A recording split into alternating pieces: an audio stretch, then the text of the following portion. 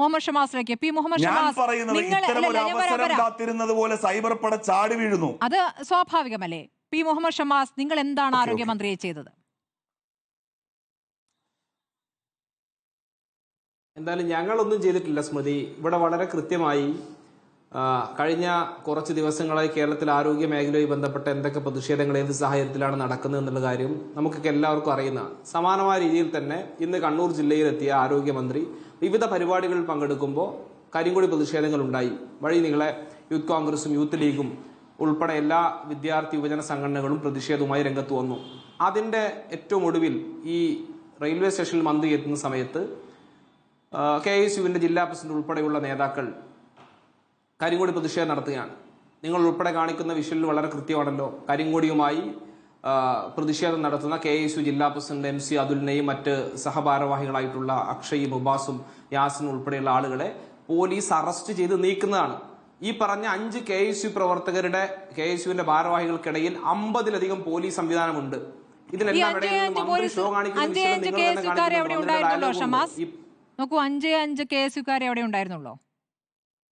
ഞാൻ പറയും, റെയിൽവേ സ്റ്റേഷനിൽ മന്ത്രിക്കെതിരെയുള്ള കരിങ്കൊടി പ്രതിഷേധം നടക്കുമ്പോൾ ഈ പറഞ്ഞ സംഭവം നടക്കുന്ന സ്ഥലത്ത് 5 KSUവിന് ഉത്തരവാദിത്തപ്പെട്ട ഭാരവാഹികളായിട്ടുള്ള ആളുകളാണുള്ളത്. ജില്ലാ പ്രസിഡന്റ് ഉൾപ്പെടെയുള്ളവരാണ്. അതല്ലാതെ അതിനപ്പുറത്തേക്കുള്ള പ്രവർത്തകർ റെയിൽവേ സ്റ്റേഷനിന്റെ പരിസരത്തില്ല.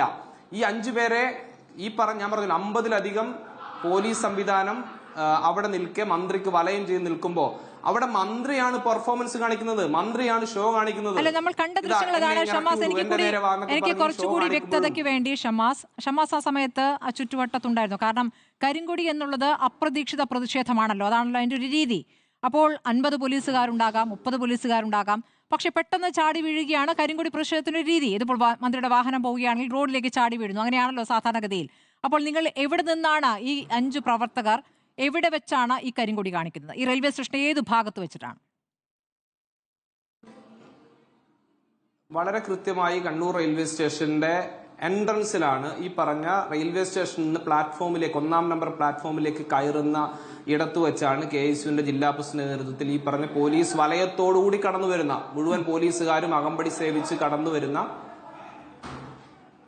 ഈ പറയപ്പെട്ട ആളുകളുടെ നേതൃത്വത്തിൽ എന്ത് ചെയ്യാണ് കരിങ്കൊടി കാണിക്കുന്നത്. അങ്ങനെ കരിങ്കൊടി കാണിക്കുമ്പോൾ ഏതെങ്കിലും ചാടി വീഴേണ്ട സാഹചര്യമില്ല. വാഹനത്തിൽ വരുന്ന മന്ത്രിയല്ല, മറിച്ച് കൃത്യമായ എല്ലാ പോലീസ് സംവിധാനം, ഒരു കൃത്യമായ ഒരു പ്രതീകാത്മക പ്രതിഷേധം അവിടെ രേഖപ്പെടുത്തുക എന്നുള്ള രീതിയിലുള്ള ഒരു സംവിധാനം മാത്രമാണ് അവിടെ ഇറങ്ങിയിരുന്നത്.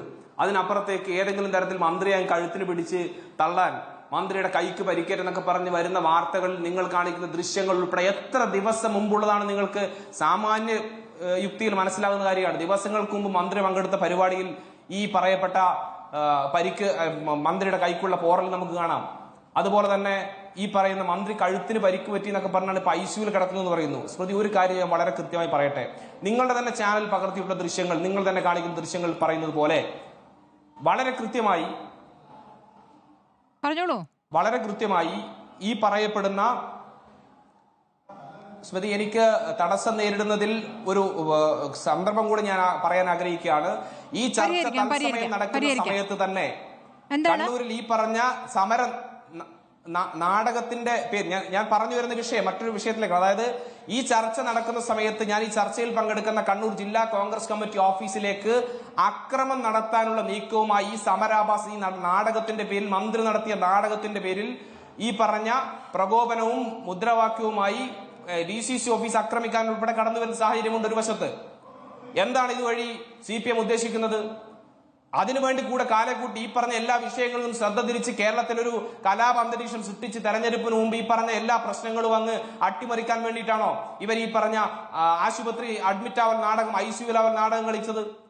മന്ത്രി വീണ ജോർജ് ഈ പറഞ്ഞ 1-ാം നമ്പർ പ്ലാറ്റ്ഫോമിൽ നിന്ന് ഈ പ്രതിഷേധത്തിന് ശേഷം കൈവീശി എനിക്ക് നടന്നു പോകണമെന്ന് മാധ്യമങ്ങളുടെ ക്യാമറകൾ ഉൾപ്പെടെ വകഞ്ഞു മാറ്റിക്കൊണ്ട് അദ്ദേഹം പോലീസുകാരെ കൊണ്ട് നീക്കി കടന്നുപോയല്ലോ.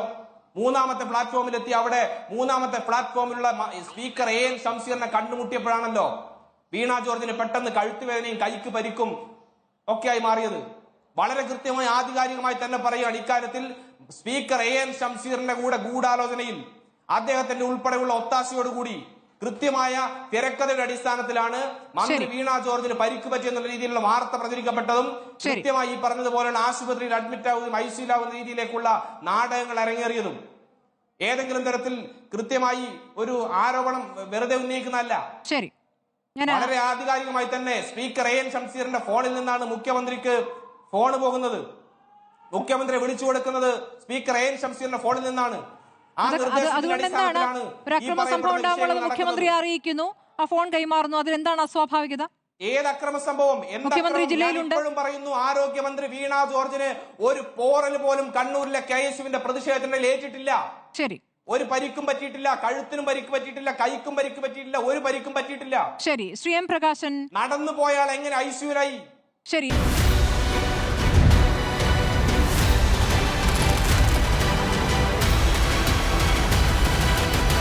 ഡിബേറ്റ് വിത്ത് സ്മൃതി പരുത്തിക്കാട്.